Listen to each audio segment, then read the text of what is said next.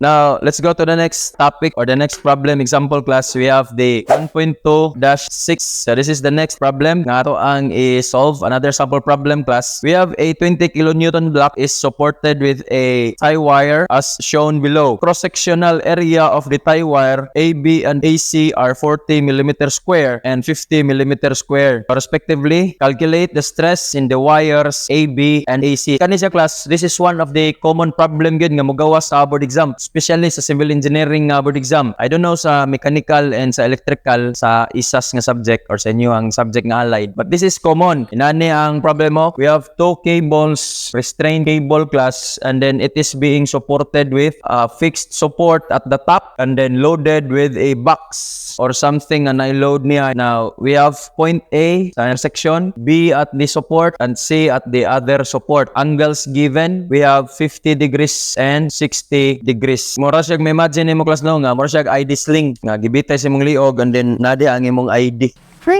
In this case class, bugat lang jud kay na 20 kilonewtons. Purting bugata gid na class. Pila gani ang equivalent sa 1 kilogram? 1 kilogram is 9.81 newtons, right? Sumunang mo palit mo bugas, di ba? Miss, papalit ako bugas bing nga 9.81 newton, di ba? Push, Papa. Nya kay kamao bod ang namaligya. Tagaan bugag usa ka kilo. Oh, ganang eskwela ba engineering. Push. Tonyo!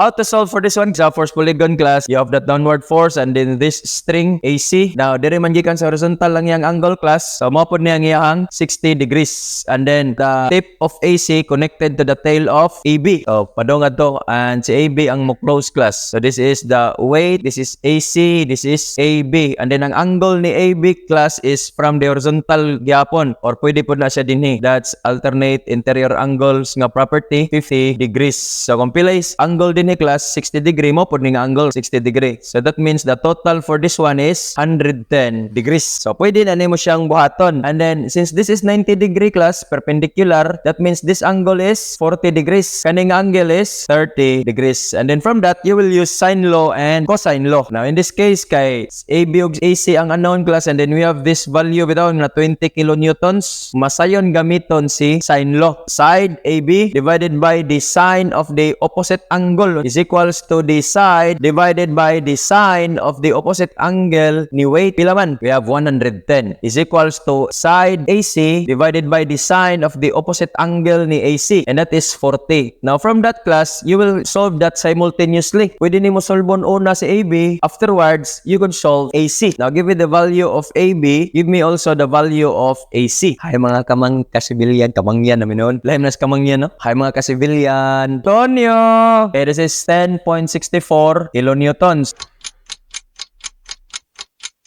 13.68 kilonewtons. Now, there's another way to solve for this one class. I will show it din sa atong sample problem. How to do it using the concept of perpendicular forces or the components ba? Diba sa statics, I teach you how to solve forces class using components. Di ba muna itong gina-practice sa statics? This force right here class AC, na siya duha ka perpendicular components, right? We have ACX and ACY. The same po na class kang AB. We have ABX and ABY. While the load class, that's obvious nga downward siya. Summation of forces X equals to 0. We are not after sa resultant ha. Equilibrium ang atong gi-after din niya. That means to the right equals to the left. So, unsa may to the right class? ACX, AC cosine of 60 minus AB cosine of 50 equals to 0. The summation forces of the horizontal component equals to 0. Upward equals downward. Sa may upward, we have AC sine of 60 plus AB sine of 50. Ang downward na to is 20 kilonewtons. Itudluan mo na ko sa statics about mode 5.1 or dito equations to announce. Use mode 5.1 sa calculator or you can solve this one class simultaneously. Pwede jud ka mag-solve simultaneously. Get the value of this cosine 60 and sine 60. And then after that, imo siyang i-reduce into a smaller equation. I-feed nimo sa first equation. Because this is our first equation class and then this is our second equation. But we can solve this using the power of calculate mode 5.1. We have 1, 2, 3. 1, 2, 3. So, give me the value of AC and give me the value of AB simultaneously. Ang first nga mo gawa sa na class or the value of X is si AC na. Kung kanay mong sundon.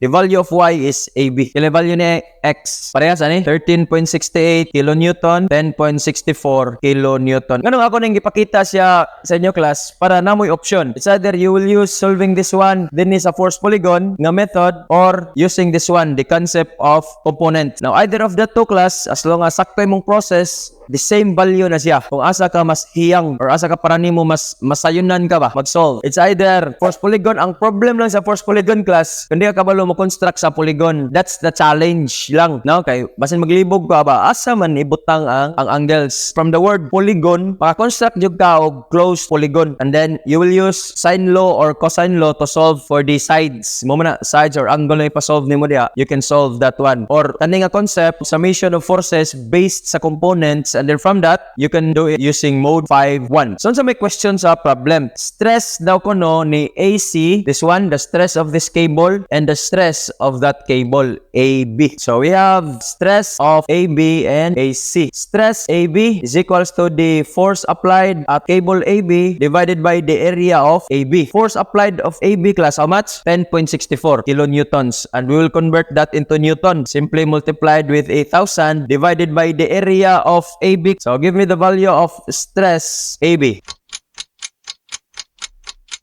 266.04? 266 lang? Okay, megapascal. So this is now the answer. And the next, stress of AC is equals to the force applied at AC divided by the area of AC. The force applied at AC is 13.68. Convert that into newtons divided by the area nga 50 millimeter square. Now the stress of AC is how much? Pila man? 273.62 megapascal. Now, in this case, class, wala man gipapangita ang asay mas maayo nga stress. Ang problem, class, nag-state lang kung pilay capacity each cable. So, this is the capacity of AB based sa kaning loading and based sa kanang angle. And this is also the capacity of AC, again, based aning loading as well as based ana nga angle. Did you understand? Tonyo! Ang gusto na ko ni class nga ma-learn ninyo is the flow. Kung giunsa siya, the process itself. Kay sayon raman gyud ang formula, force over area, maglahi-lahi na lang na sa notation. Ang importante ani before ka moabot sa formula, unsa may ipang supply nimo diha kani, you will supply these values.